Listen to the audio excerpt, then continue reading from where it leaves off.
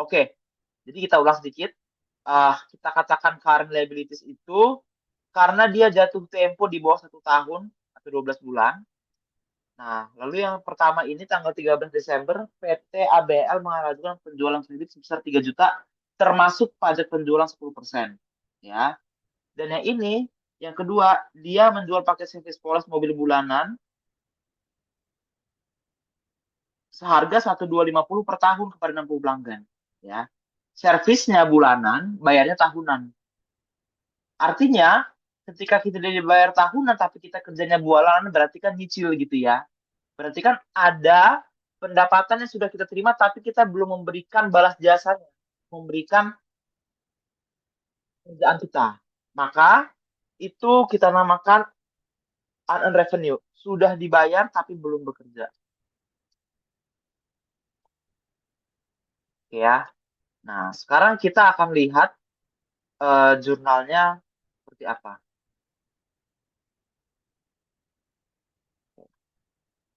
Ya, nomor satu, kita harus cari tahu dulu berapa penjualan di luar pajak ya. Jadi caranya adalah ada rumusnya.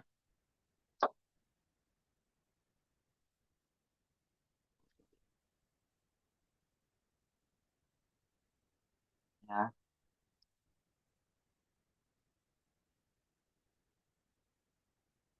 Penjualan di luar pajak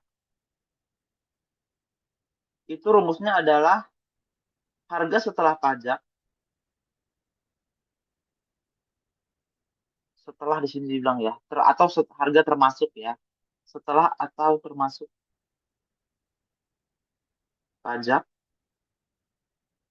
dibagi dengan satu kurang tarif pajak. Oh, maaf, maksudnya ditambah.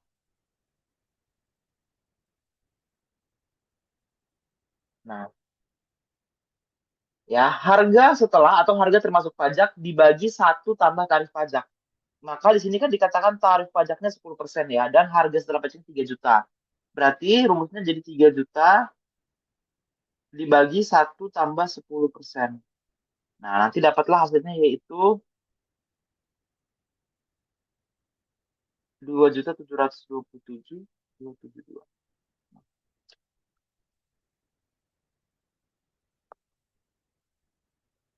Makanya jurnalnya adalah cash kita dapat 3 juta, sales revenue-nya hanya 2,72 ini ya. Kita hanya boleh mengakui revenue kita sebanyak apa yang kita jual, dan sisanya berarti kan sisanya ini itu adalah 3 juta dikurang 27.27.27.27.273. Nah, sisanya itu adalah pajak yang kita akui payable. Kenapa kita bilang ini sales tax payable? Karena kita kan terimanya sekarang. Tapi kan kita bayar pajak itu biasanya nanti ya, akhir tahun gitu. Makanya itu kita akui sebagai utang kita kepada kantor pajak. Nilai 2727. Nah, ya. Ini jurnal yang pertama. Jurnal yang kedua yang dibilang di sini ya, dia bilang penyesuaian pada akhir tahun 2023. Jadi, kalau kita gambarkan pada 1 Juni dia terima uang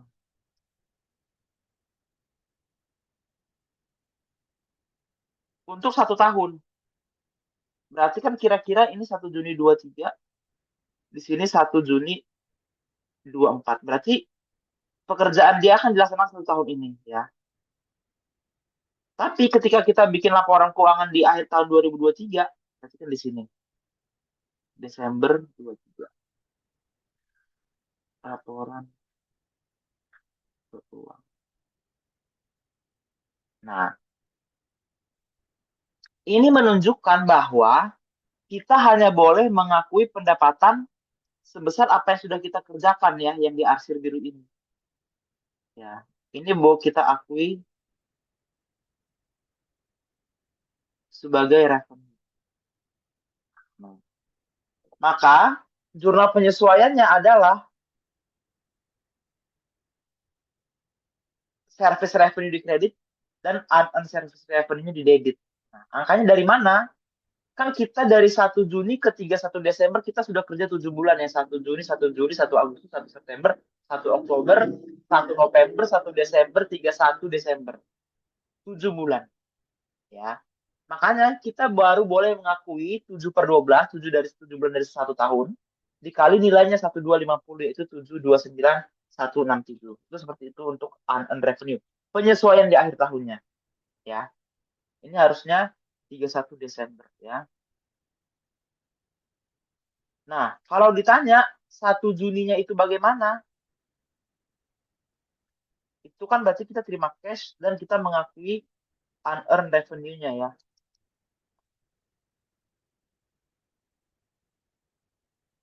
Nilainya 1250.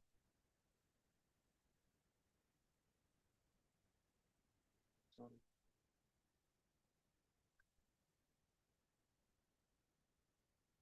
Kira-kira seperti ini ya. Oke. Kita lanjut ke problem yang berikutnya.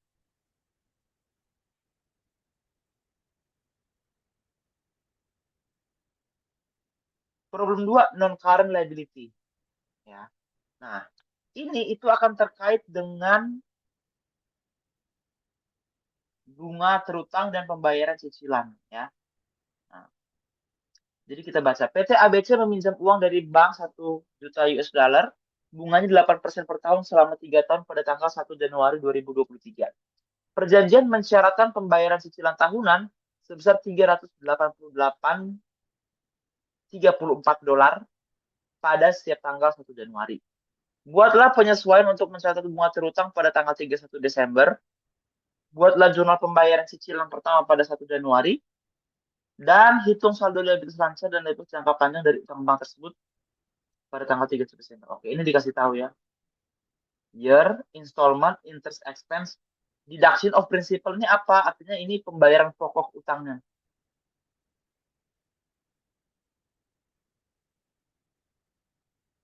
Ya. Jadi ini cicilannya 388, terdiri dari 80.000 untuk bunga dan 308.034 untuk pokoknya. Begitu ya. Oke, sekarang kita lihat.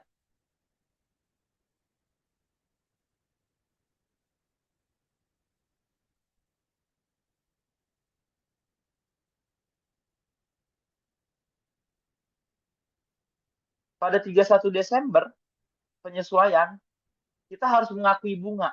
Ya. Berarti bunganya adalah 1 juta dikali 8%. Ya, pokoknya 1 juta, jadi bunga sama dengan persentase bunga dikali pokok. Yang artinya adalah 1 juta dikali 8%. Ya, jadi 80.000. Dan interest payable 80.000. Kenapa kita payable? Kita payable karena baru akan dibayar pada 1 Januari. Ya.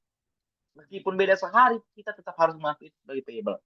Nah, 1 Januari ketika membayar, baru kita bikin interest payable di debit. Ya, karena kan kita ini mau membayar hutang ya.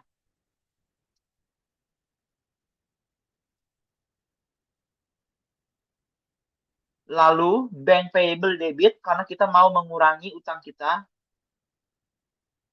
Dan cash karena uang keluar. Nah, terus saldo liabilitas lansar dan liabilitas jangka panjang pada 31 Desember 2023. Liabilitas lansarnya 388.034. Nah, ini kita lihat dari sini aja langsung ketahuan ya.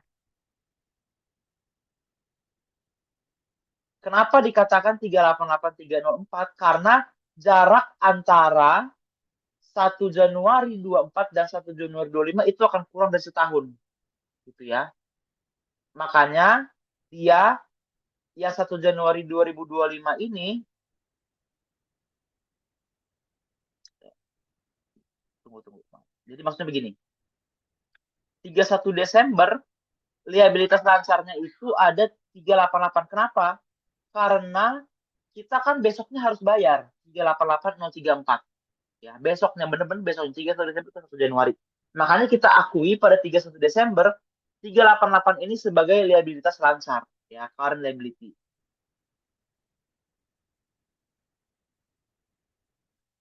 Nah, yang terdiri dari bank payable 308 dan interest payable 80.000 serta liabilitas jangka panjang bank payable itu 691.666 adalah penjumlahan dari yang 2025 sama yang 2026, ya.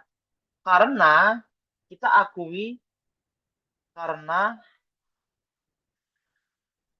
1 Januari 25 dan 26 masih lebih dari 12 bulan dari 31-23 gitu ya. Makanya dia masih kita akui sebagai jangka panjang atau non current liability. Nah, berikutnya yang ketiga corporations.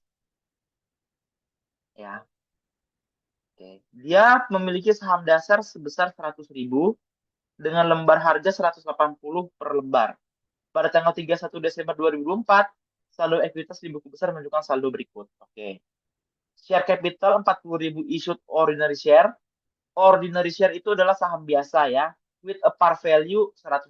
Par value itu nilai pari atau nilai buku. Nanti bisa digunakan macam-macam bahasanya. APIC, additional paid in capital, share premium ordinary share itu 12.400.000 dan return earning 48.400.000. Serta dia punya treasury share 12.200 dengan costnya 210. Jadi sifatnya treasury share ini akan mengurangi equity ya. Dia akan mengurangi.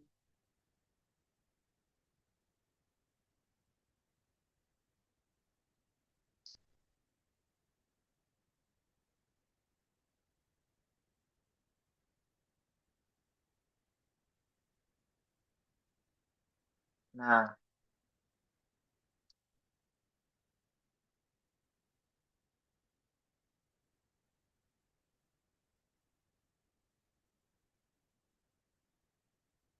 ya.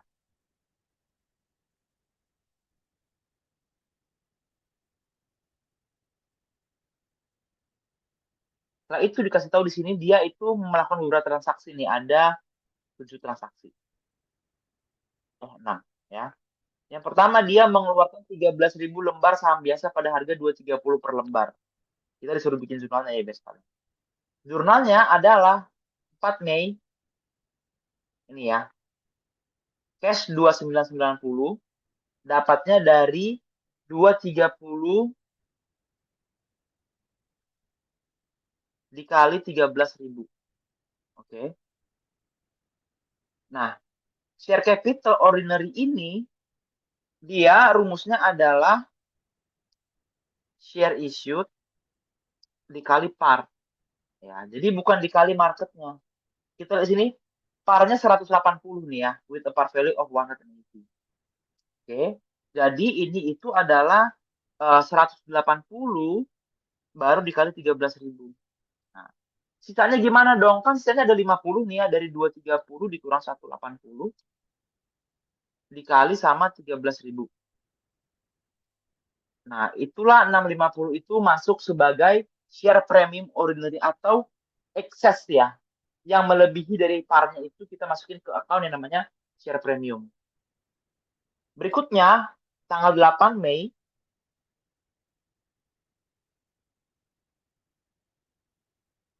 perusahaan mengeluarkan 10.000 saham biasa untuk memperoleh 9 tanah dengan nilai pasar 2350. Oke.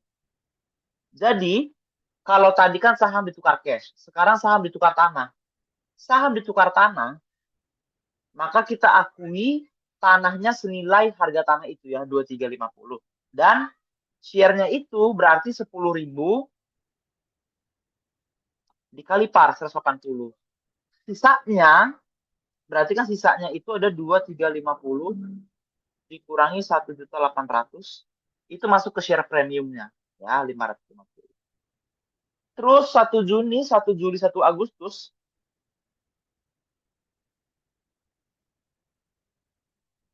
perusahaan mengumumkan dividen tunai sebesar 15 per saham untuk pemegang saham yang terdaftar pada tanggal 1 Juli dan dibayar pada 10 Agustus. Nah, Yang pertama-tama kita harus hitung dulu sekarang jumlah saham yang beredar berapa, ya.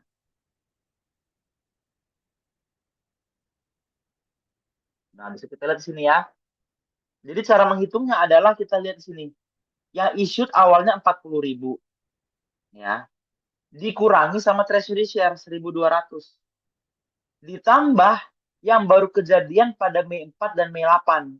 13.000 tambah 10.000. Nah, ini kita lihat yang ini. Maka itu yang outstanding ada 61.800 lembar. Dan cash dividend 15 artinya kita kali aja sama 15 gitu ya. Dapatlah 927 gitu. Maka jurnalnya adalah cash dividend pada dividend payable 927. Dikatakan payable karena bayarnya nanti ya. Karena baru dibayarkan 1 Agustus.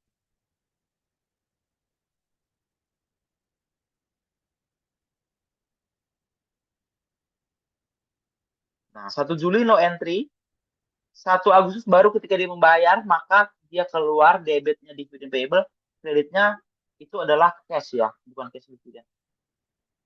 Cash aja.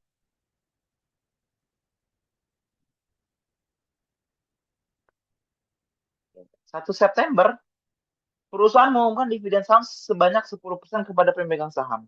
Tanggal pencatatan 20 September dan tanggal penerbitan 1 Oktober. Pada 1 September, harga pasar saham itu adalah 240.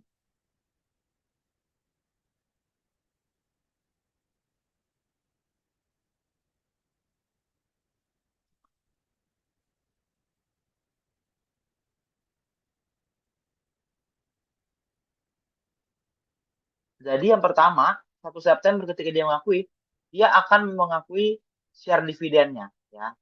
Rumusnya itu adalah 10% dikali market price dikali shares outstanding-nya. Berarti ini adalah 10% dikali market price-nya berapa? Market price-nya itu adalah 240 dikali yang outstanding. Outstanding-nya ada, tadi masih kita pakai yang atas ya, 61.800.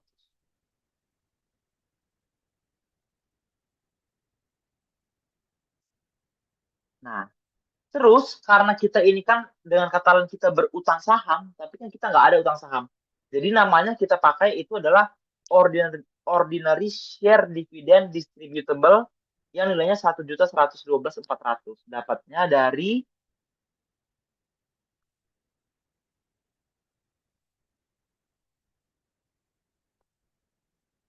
10% dikali par dikali shares outstanding. Ya. Dan ini sisanya berarti selisihnya gitu ya. 20 September no entry, 1 Oktober.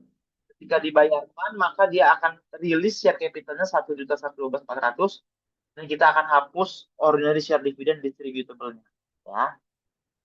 20 Oktober perusahaan menjual kembali 500 lembar saham treasury yang dibeli tahun sebelumnya dengan harga 250 per lembar. Nah, dia bilang di sini ya, dia punya 1.200 harganya, harganya waktu dia beli 210. Sekarang dia jual 250 tapi 500 lembar doang. Untung gitu ya, untung dong. Jadi dijual 500, harganya 250. Berarti dia akan terima 125 ya dari 500 dikali 250. Nah, treasury share yang ordinary maksudnya ini adalah treasury share yang kita hapuskan ya. Adalah 50 dikali 210 dan ini sisanya ya 125 kurang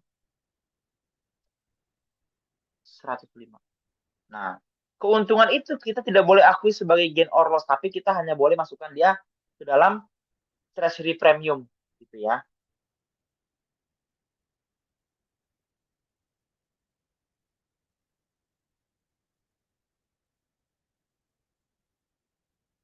Nah, 31 Desember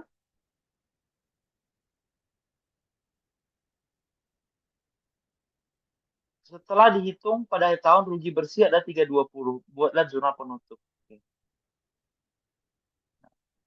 Jurnal penutup ada dua. Yang pertama, ini jurnal untuk mengakui laba rugi.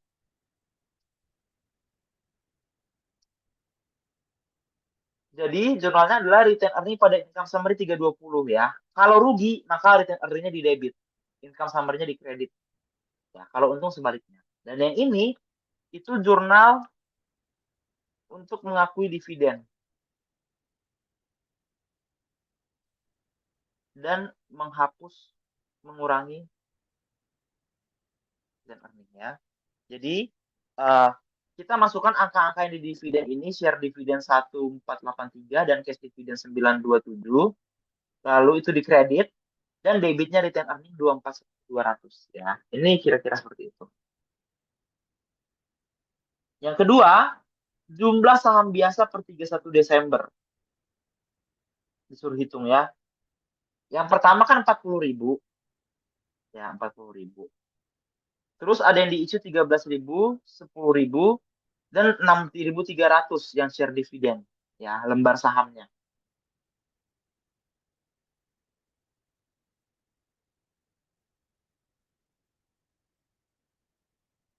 Maka jumlah saham yang dikeluarkan adalah 69.300. Nah, yang beredar kita kurangkan dengan treasury share dia, ya. Jadi yang tadi kita kurangkan dengan 1.200 dan kita tambah dengan 500 karena kita menjual, kita resolve treasury share yang kita punya, gitu ya. Jadi sistemnya begitu. Kalau ada treasury share, maka dia akan mengurangi yang saham beredar. Tapi kalau ada penjualan treasury share, berarti dia akan menambah saham beredar.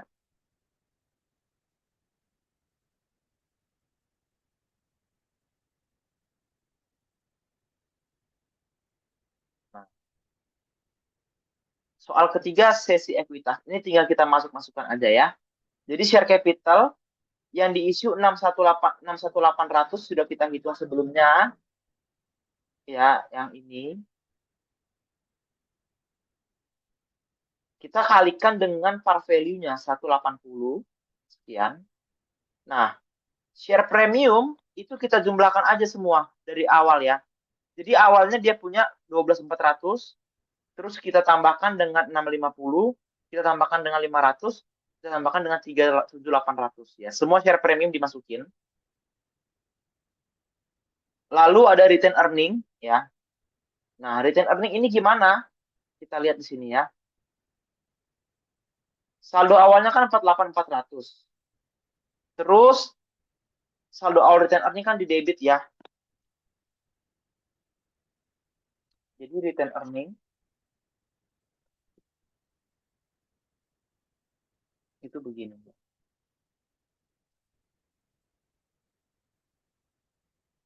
Pertama dia 48.400. Terus dia ada debit ya, karena rugi di debit nih 320. Dan ada lagi di debit 2410 200. Nah, maka netnya itu adalah 45669 800 di kredit. Maka itu nilai return earning yang boleh kita akui.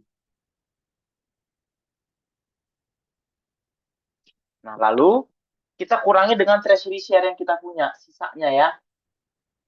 Berarti kan sisanya 700 ya. Dikali 210 costnya 147. Dan ada treasury premium yang 20.000 tadi itu positif sifatnya. Jadi kita tambahkan semua, lalu ketemulah nilai total equity-nya. Lanjut ke problem 4.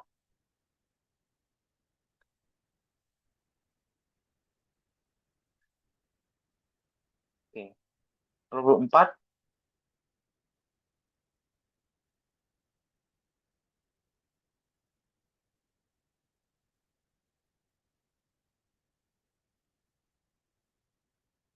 Nah, ini soalnya ya. PT Everest membuat tabel umum piutang sebagai berikut. Nah, ini tabelnya. Nah, tabelnya ini disuruh hitung AFDA pada 31 Desember 2024 hitung NRV pada piutang, dan buat jurnal penyesuaian untuk BDF expense. Ya, asumsikan AFDA sebelum penyesuaian adalah 2.200 kredit. Oke. Nah, yang pertama-tama menghitung saldo AFDA itu adalah kita mengalihkan, ya. Jadi, ya ini mengalihkan semua total utang, piutang, ya. Jadi rumusnya semua total piutang per jangka waktu dikali sama percentage uncollectible per jangka waktunya juga, ya.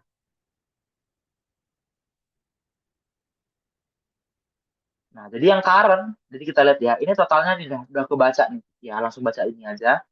Nah, kita kalikan dengan persentase uncollectible-nya, berarti 47 kali 2% 940, 25.000 kali 4% 1.000, dan seterusnya. Lalu kita ketemulah estimated bad debt-nya untuk setiap jangka waktu, dan kita jumlahkan semua ini, yaitu nilainya adalah 6140.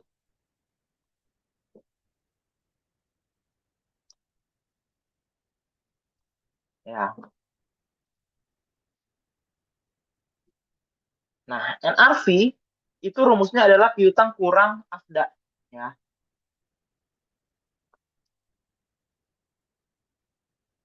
Maka 103.600 total semua piutang dia, tahu dari mana? Tahu dari sini kita jumlahkan ya. Semua piutangnya.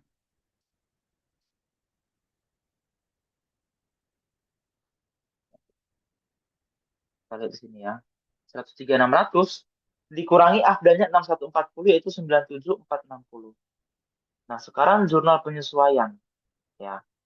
Asumsikan awalnya 2.200 dan kita mau buat endingnya jadi 6140 ya. Jadi setiap tahun kita harus membuat AFDA, pada tahun ini kita harus membuat AFDA-nya 6140. Tapi kita punya bekal 2.200. Berarti kan eh, kita top up-nya nggak banyak-banyak ya. Top up-nya berarti dikurangi. Maka top up-nya adalah 6140 dikurangi perbekalan kita 2.200. Maka yang di top up adalah 3940. Jurnalnya adalah bad debt expense pada AFDA 3940. Berikutnya, nah, PT Denali shows this balance at Januari 1, 2003.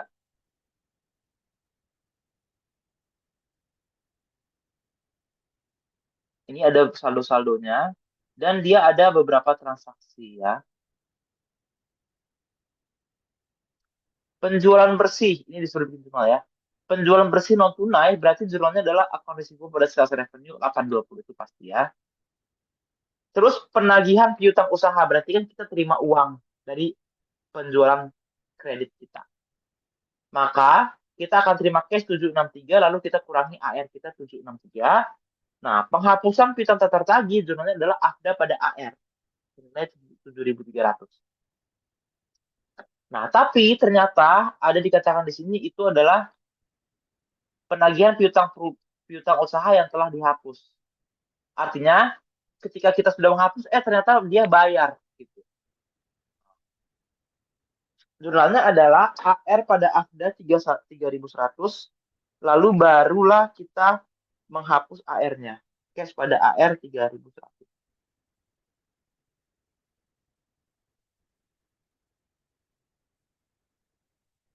Nah, berikutnya, problem 4.3. Perusahaan juga memiliki wesel tagih sebesar 150.000 pada tanggal 1 Oktober 2023 dengan jangka waktu 5 bulan dan bunganya 12%. Buatlah jurnal pada saat lunasan 1 Maret 2024. Oke. Ketika dia melunasi, maka ada dua hal yang dia bayar, ya, yaitu pokok utang dan bunganya. Pokoknya 150 juta, 150.000.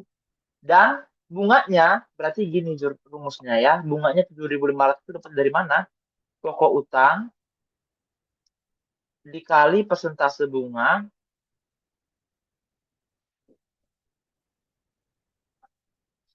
kita kali lagi dengan jumlah bulan per 12 ya. Karena bunganya itu kan dia 12% itu per tahun. Sementara kita minjamnya 5 bulan aja. Gak mau dong kita bayar bunga untuk setahun padahal minjamnya 5 bulan. Makanya kita kalikan ya. Makanya ini 150.000 dikali 12% dikali sama 5 per 12. Nah, nanti dapatlah 7.500. Lalu kita keluar uangnya pasti 157.500. Ya. Begitu untuk non-current liability. Berikutnya fixed asset. Ya. Fixed asset itu adalah aset tetap yang kita harapkan akan kita pakai dengan jangka waktu lebih dari 12 bulan. Nah, untuk fixed asset, isunya adalah depresiasi dan depresi biasanya. Nah, depresi. Oh, serta ada disposal. Nah, jadi yang pertama dikasih tahu di sini soalnya PT 1 Januari PT ABC membeli properti tanah dengan bangunan tua di atasnya dengan 150.000 secara tunai. Properti tersebut dibeli untuk dibangun pabrik di atasnya. Oke, berarti dia gunakan sebagai eh, perlengkapan atau sorry untuk peralatan usaha dia gitu ya untuk menunjang usahanya. Nah, lalu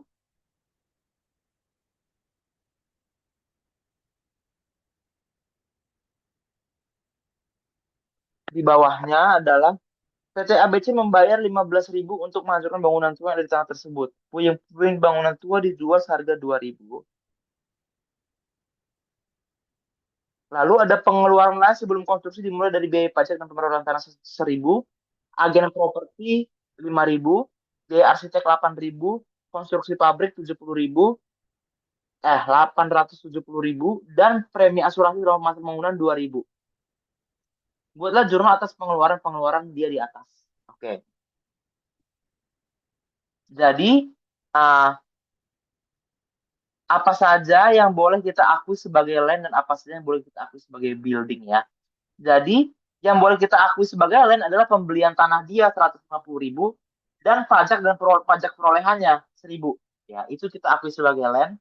Nah, yang kita akui sebagai building itu adalah penghancuran bangunan tua ya. Karena penghancuran bangunan tua itu kan dilakukan supaya buildingnya bisa terbangun, building yang baru. Lalu agen properti, arsitek, konstruksi pabrik, dan premi asuransi ya. Jadi kita jumlahkan semuanya yang land dan semua yang building. Makanya landnya 151, buildingnya 900.000, cashnya 1.051.000. Nah, tapi jangan lupa dia dapat penjualan puing-puing 2.000. Berarti jurnalnya adalah cash pada salvage material aja, pada salvage material building ya, 2.000. Nah, PT ABC juga memiliki 3 aset jangka panjang. Disuruhnya hitung accumulated depreciation, nilai bukunya, dan jurnal depresi batu bara. Oke.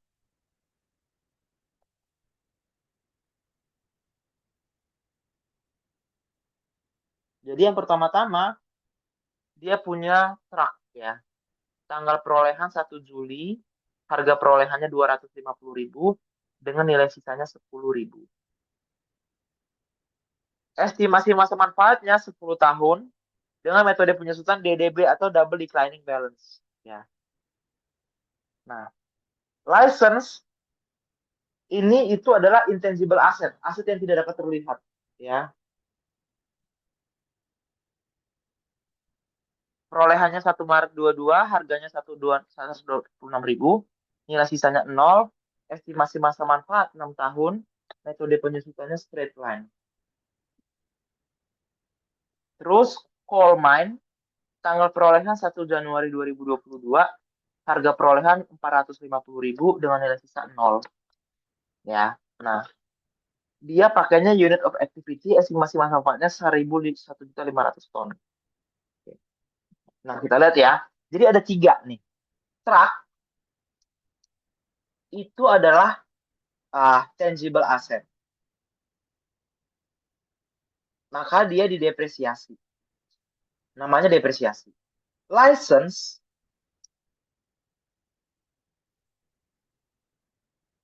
itu intangible asset, maka dia itu diamortisasi.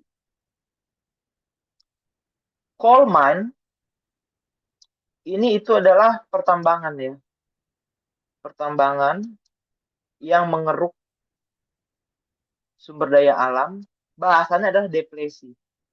Oke, ya, perhatikan ini ya. Kalau nanti suatu soal dibilang dia aset tangible terlihat ada wujudnya, berarti bahasanya depresiasi. Kalau intangible amortisasi, tapi kalau dia pertambangan itu depresi. Nah,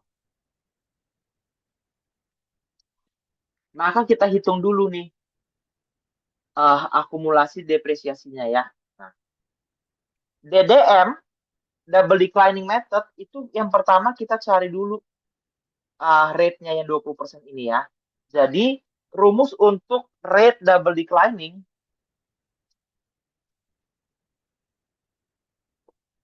depreciation rate itu ya. Double declining method itu adalah 1 per masa manfaat dikali 2. Berarti kalau di contoh ini truk masa manfaatnya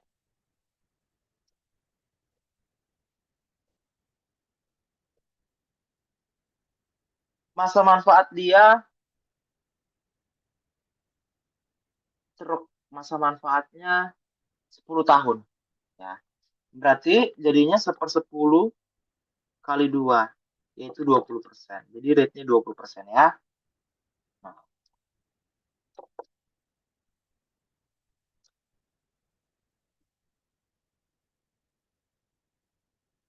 ketika kita pakai DDM, kita tidak jangan kurangi dengan residual value. Hanya untuk DDM ya.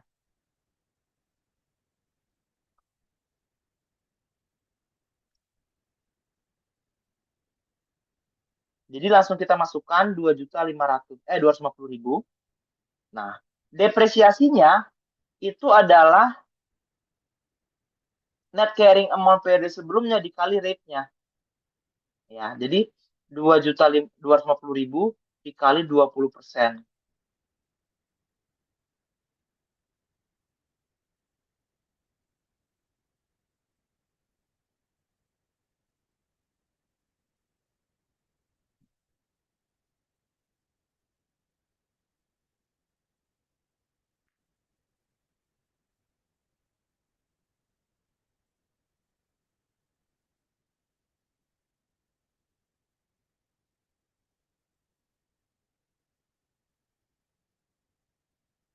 Harusnya depresiasinya adalah ini dikali 20%.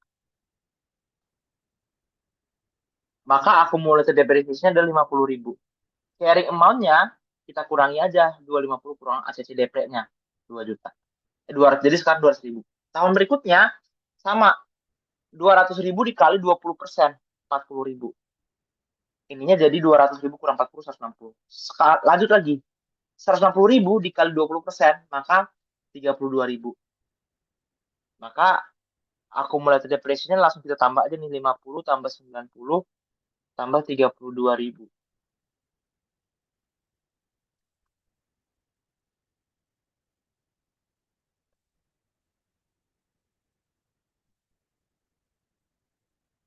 Nah, jadi sekarang accumulated depreciation-nya sorry salah ya. Accumulated depreciation-nya itu adalah 122 ya. 122.000 dan carrying amount-nya 128. Nah, habis itu nilai lisensi. Kalau straight line dia langsung aja ya. Langsung straight line langsung aja harga akuisisi dikurangi residual value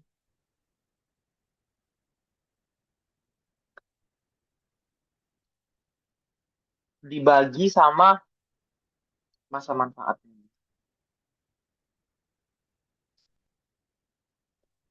Berarti langsung aja 126.000.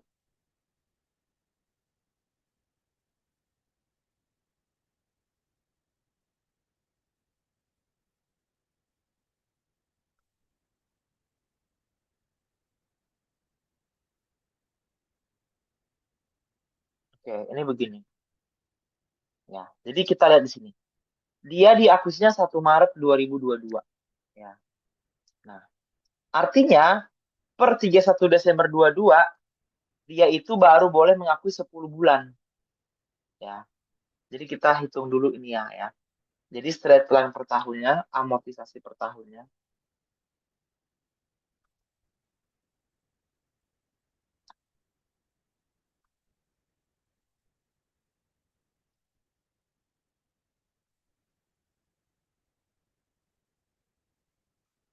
21.000.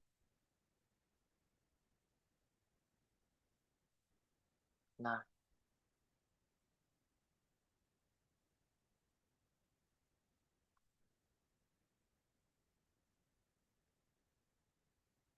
amortisasi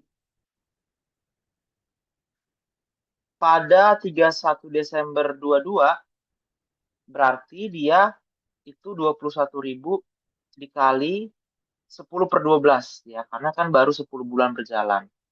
Maka nilainya adalah 17.500 ya.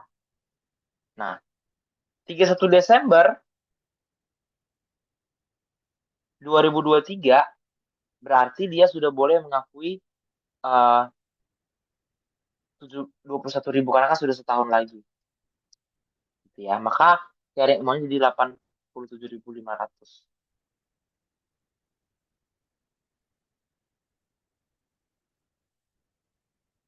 Nah, terus coal mine ya.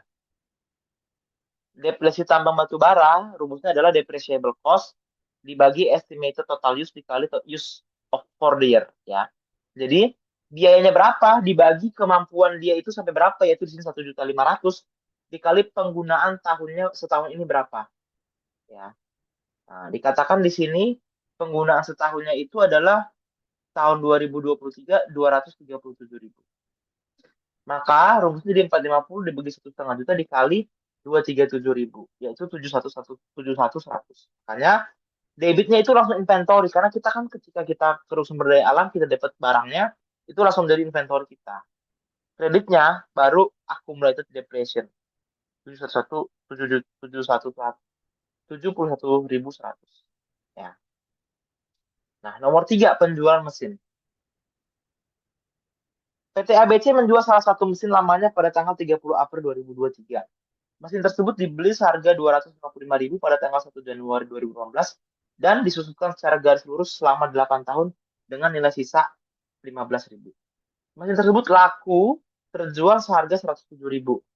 Buat jurnal depresiasi sampai saat mesin dijual dan penjualan mesin. Oke. Jurnal dia dijualnya itu 30 April ya. Berarti kalau kita gambar, dia akuinya 1 Januari 2018.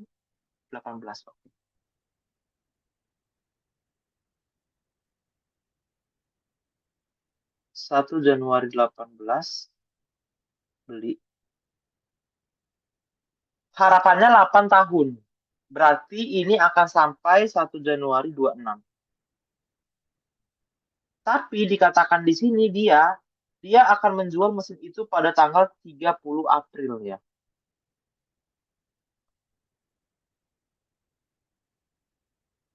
Ya, 30 April 2023 dia jual di tengah-tengah.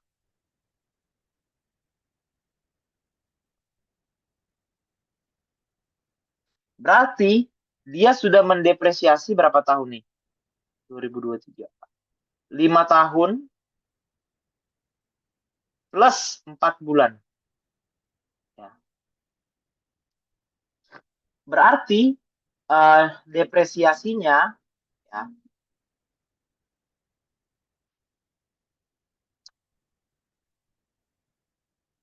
depresiasi per tahunnya adalah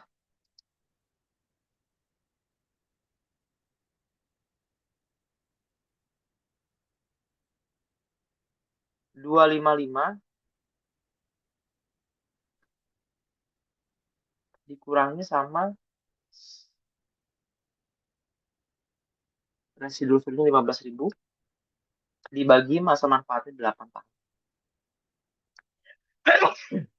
Yaitu 30.000 per tahun. Maka jurnalnya adalah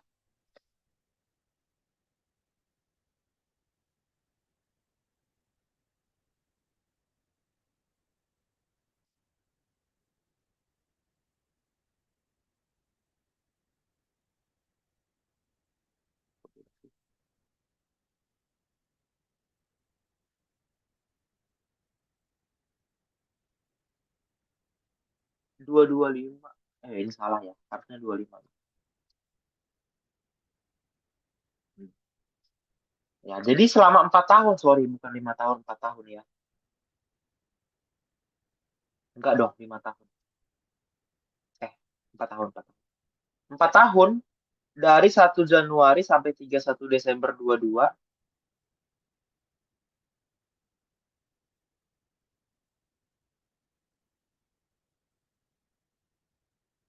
dan 4 bulan itu adalah 1 Januari 23 sampai 30 April 20. 1 Januari, 1 Februari, 1 Maret, ya.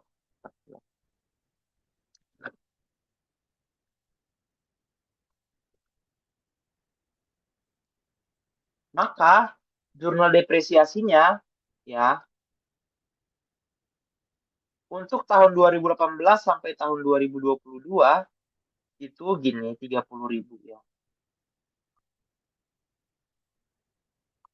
Tapi untuk tahun 2023 aja ya. Tanggal 31 April 30 Aprilnya berarti 10.000.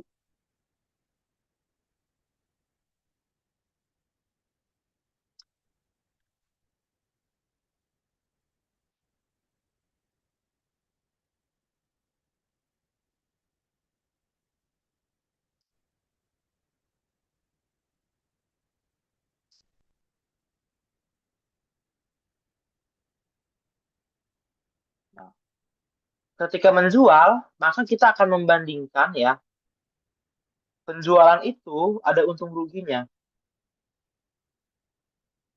Lihat untung rugi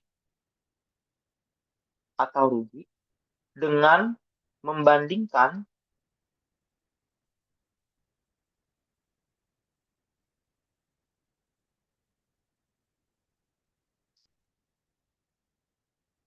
book value dengan harga jualnya ya. Jadi sekarang kita lihat book value-nya berarti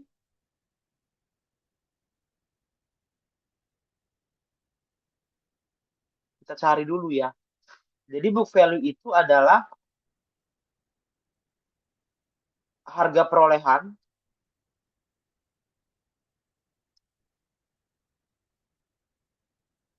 dikurangi accumulated depreciation ya. Berarti harga perolehannya kan 255. Dikurangi asesi depre-nya berarti adalah 30.000 dikali 4 tahun ditambah 10.000.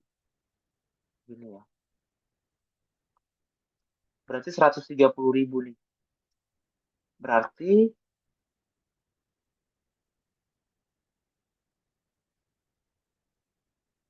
nilai bukunya 125. Ya. Harga jualnya 107.000. Nah, berarti rugi nih ya. Jualannya lebih rendah daripada book value-nya. Berarti ruginya tinggal kita cari selisihnya aja ya. Maka ruginya 18.000. Jurnalnya kita akan menutup akumulasi depresiasinya 130.000. Lalu di debit lagi kita akan terima ke 107 dan ada loss 18.000. Ya. Nilai mesinnya 255. Tetap kita hapusnya sebesar nilai perolehannya. Ya. Begitu untuk fixed asset. Terakhir ada cash flow ya.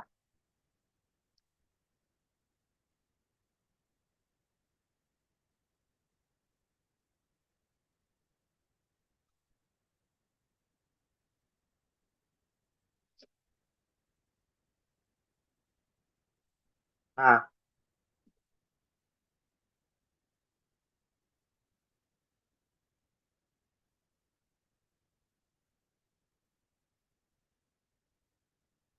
PT Kilimanjaro has prepared following financial report for 2022 and 2023 in thousand rupiah.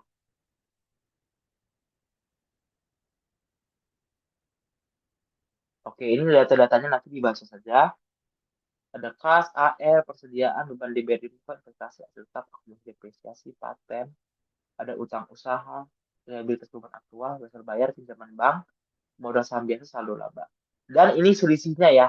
Selisihnya itu adalah 2023 dikurangi 2022. Ini ada 2003, 2023. Nah, terus dia ada juga trial balance untuk income statement account. Ada penjualan, COGS-nya diralat ya, jadi 2613.600. Operating expense, kerugian tetap penjualan aset, beban bunga, dan beban pajak penghasilan. Nah,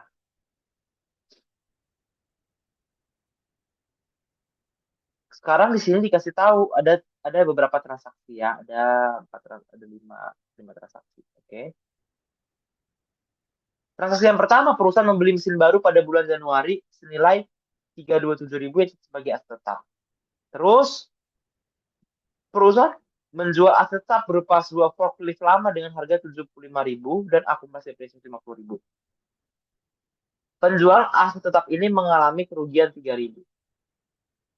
Terus beban depresiasi aset tetap tahun 2023 sebesar 140.000.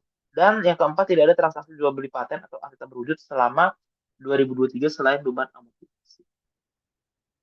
Yang kelima, dividen tunai diumumkan dan dibayarkan 2023 421.800. Nah, sekarang kita akan membuat cash flow-nya. Jadi, yang pertama, indirect method. Ya. Indirect method itu diawali dengan operating income. Ya, atau net income. Ya, dari net income. 443.400. Kita lihat di sini 443.400 dari mana? Yaitu dari ini ya. Dari kita harus mencari. Ya. Jadi kita bikin net income-nya. Sales-nya 4752 ya. Lalu COGS-nya 216.600. Terus operating expense-nya 1357200.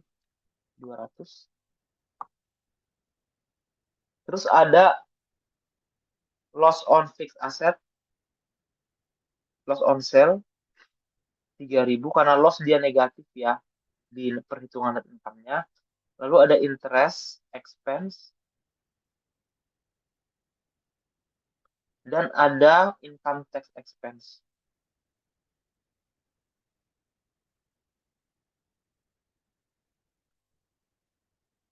Berarti net income-nya langsung kita buka aja ya. Penghasilan dikurang semua beban dan kerugian. 443.800 ya. Maka kita maksudnya 443.400 ini kan 800 ya. Yang salah. Oh, ini salah. Nah, lalu kita adjust ya. Yang pertama yang di adjust pasti dia itu adalah non cash expense. Ya.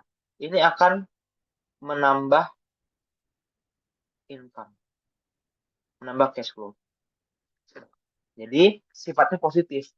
Depreciation expense 140.000 dan amortization expense 25.200. Tahunya dari mana? Tahunya dari sini. Ya, kan tadi kasih tahu ya. Uh, beban depresiasi 140.000 dan ada lagi dikatakan itu apa? Amortisasi 25.200 dari mana? Dari sini. Dari paten. Perubahannya dari 208 turun jadi 183. Artinya kan dia ada amortisasi ya, 25.200. Selisihnya ini. Nah, begitu contohnya membuat cash flow ya. Jadi kita harus baca secara paralel tiga sumber informasi yang berbeda. Satu income statement, dua balance sheet, tiga transaksi tambahannya. Ya, nah, kita tambahkan. Lalu loss on service asset. Nah, ini juga kita harus adjust yaitu adalah gain or loss from investing activities. Ya, karena kita aset tetap itu berurusannya sama investing, maka kita harus mengeluarkan efek itu. Ya. Nah, tadi kan ketika dia bilang loss, di net income dia berkurang ya. Nah, sekarang kita mau remove efek ini, berarti kita akan tambahkan 3.000.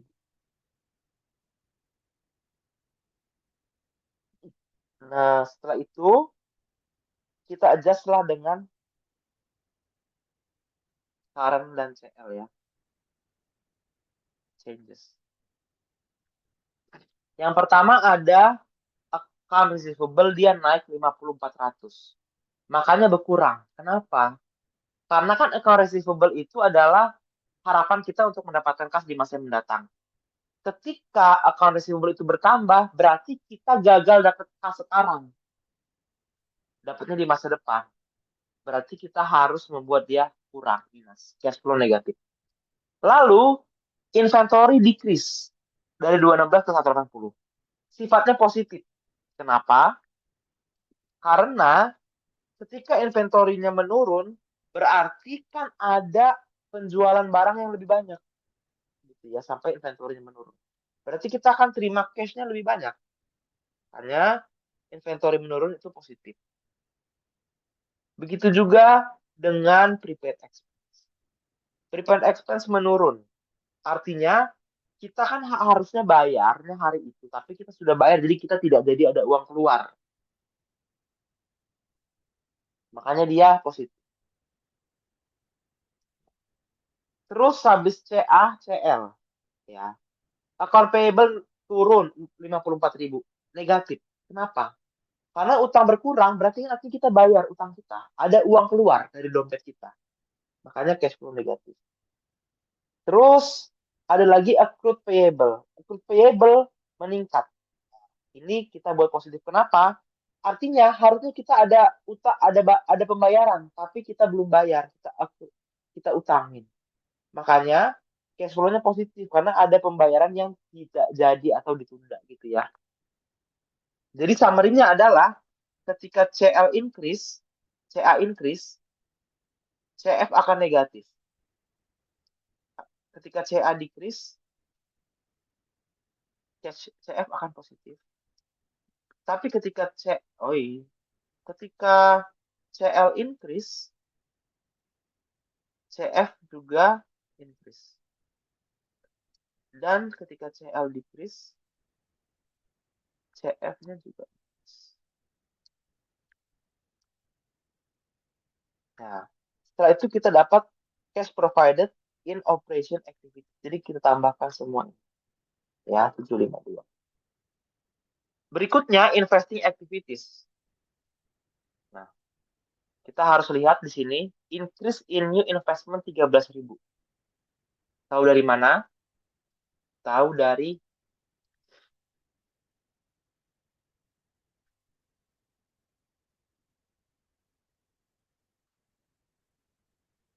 ini ya.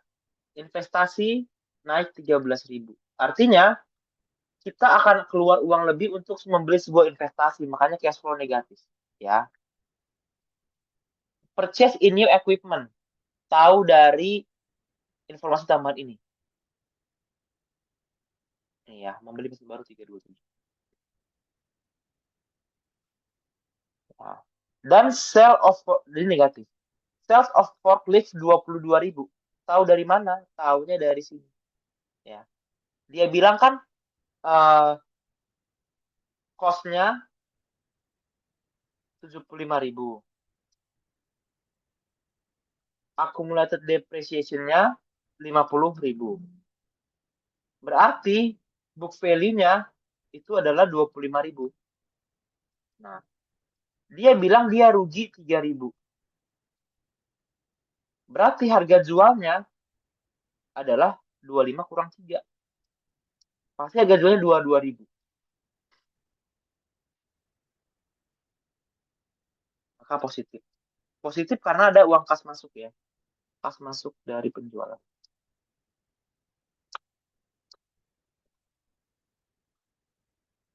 Nah, makanya cash provided in investing activities-nya 318 itu dijumlahkan. Lalu financing activities kita lihat ini adalah non current liabilities dan equity. Kita lihat increase in not payable.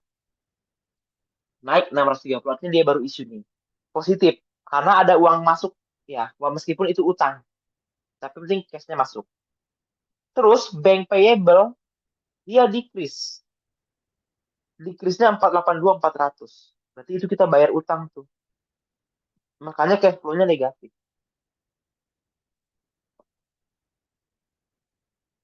Dan yang terakhir ada cash dividend 421 800 dari informasi tambahan.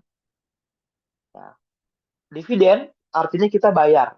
Kita ada uang kas keluar, makanya minus 421 800. Nah, yaitu cash use in finance activity 274 200. Berikutnya kita hitung netnya ya. Penjumlahan dari tiga aktivitas itu. Operation positif 752, investing minus 318, dan financing minus 274. Maka netnya 159 800 positif. Nah, angka ini harus sama dengan selisih cash 2000, ini tahun berapa ya? 2022 dan 2023. Ya, kita lihat. Sama ya, perbedaannya ini 159 800, ini 159 800. Berarti udah betul. Tinggal kita bikin aja net beginning cash-nya 242, ending cash-nya 402. Ya, pasti dapatnya dari 242 600 tambah 159 800.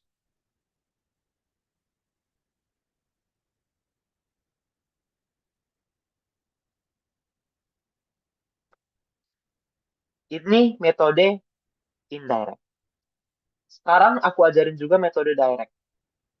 Ya. Untuk yang operating ya, karena yang investing sama financing sama aja. Nah, kalau metode direct itu pasti dia terpisah jadi 5 hal. Ya. Cash receipt from customer, cash payment to supplier, cash payment to for operating expense, cash payment for interest, dan cash payment for tax. Yang pertama, cash receipt from customer. Sales-nya 4752 langsung dimasukkan dan increase in AR minus 5400. Totalnya jadi 4701 600. Cash payment to supplier itu karena kita berkaitan sama supplier, jadi isinya pasti COGS, inventory sama account payable. Ya. COGS pasti minus karena ada uang keluar untuk kita bayar 2613.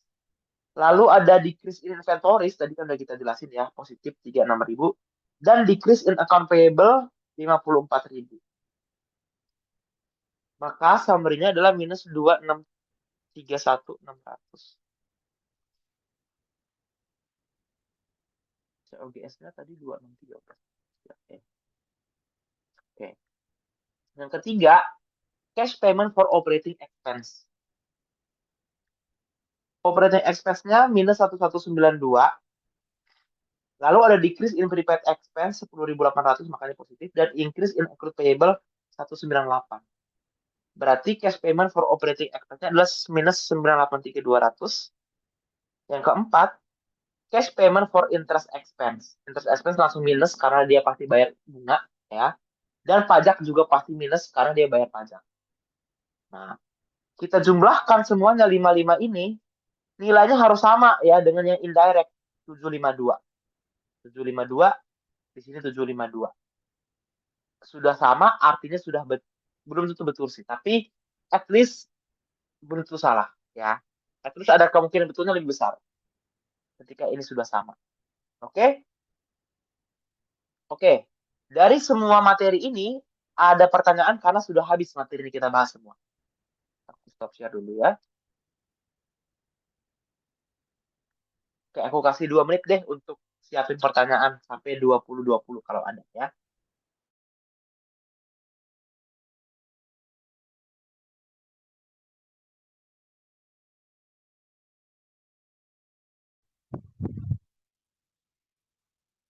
Oke, thank you Nat. Kayaknya nggak ada deh Nat. Zaki sama Aulia ada yang mau ditanya kah? Atau sudah jelas yang dijelaskan Nathan? Eh, izin Kak. Ah ya, oke. Iya, Tanya aja boleh, nggak boleh. apa-apa. Tadi kan sebenarnya aku joinnya agak telat sih, tapi Hmm, bro aku Tapi udah ada lumayan. recording kok. Cuma aku mau tanya, kira-kira Kakak ada eh, tips nggak buat gimana caranya nentuin si mana tuh si perubahan di akun-akun itu dia bakal dikurangin atau ditambahin gitu. Soalnya pas kemarin aku kuis par, aku agak Hmm, bingung. Akhirnya aku ini aja sih, kayak cocok-cocokan gitu. Oke, ya. Jadi rumusnya ini, 4 ini ya. Kita pindah aja ke sini tips ya.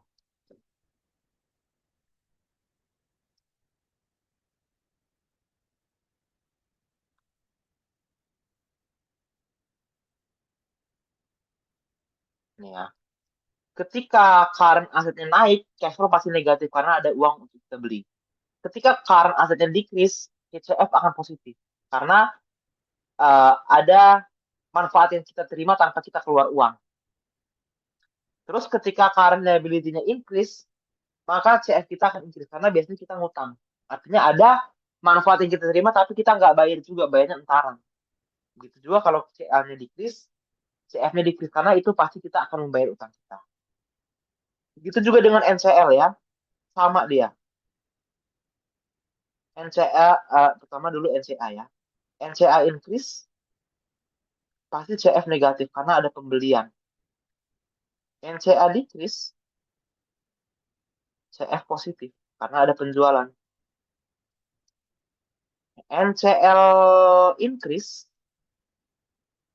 CF itu pasti increase. Jadi sebenarnya sama CL, NCL, CA, NCA. Dan NCL decrease, CF decrease. Dividen pasti minus,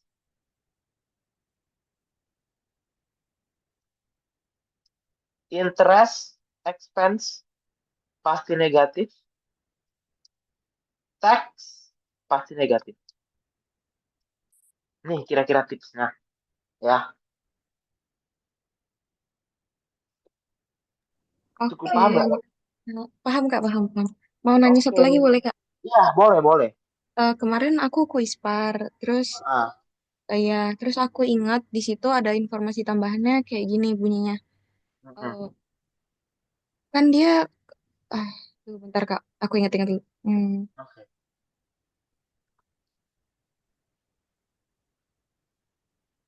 Dia seingat aku ada asumsi kayak gini. Semua penjualan dan pembelian itu dilakukan secara kredit. Itu ngaruh nggak Kak ke tips yang itu tadi? Semua itu di cash flow ya. Soal cash flow ya. Iya, Semua pembelian penjualan dilakukan secara kredit. Oh, iya kan? nggak ngaruh. Oh, oh tetap kayak gini Jadi berarti tetap tetap kayak gini begitu. aja. Iya, Oh, karena walah. kalau penjualan kredit kan kalau kita gini ya, kalau kita penjualan Hmm, jurnalnya kan eh, AR iya. pada sales revenue. Heeh. Kalau kita pembelian jurnalnya kan inventory pada AP gitu ya. Iya. Nah, perhatikan ininya berarti AR-nya sama AP-nya ya. Hmm, ya Allah, kemarin aku bingung gara-gara asumsi itu, ternyata nggak ngaruh ya. Nggak ngaruh ya. Baik AR sama AP tetap pakai rumus yang ini. Oke, oke. Berapapun angkanya ya. Oke, paham-paham. Makasih, Kak. Iya, sama. Ada lagi yang mau tanya? Oke. Kalau tidak ada, aku rasa cukup sekian belajar kita malam ini. Semoga apa yang dipelajari boleh bermanfaat dan bisa membantu kita ketika ujian. Doaku semua supaya kalian mendapat nilai ujian PA yang bagus. Oke, Marsha, Oke, kembali ke Marsha. makasih banyak Nathan. Oke guys, makasih juga Zaki sama Aulia udah gabung malam ini sama tadi ada temannya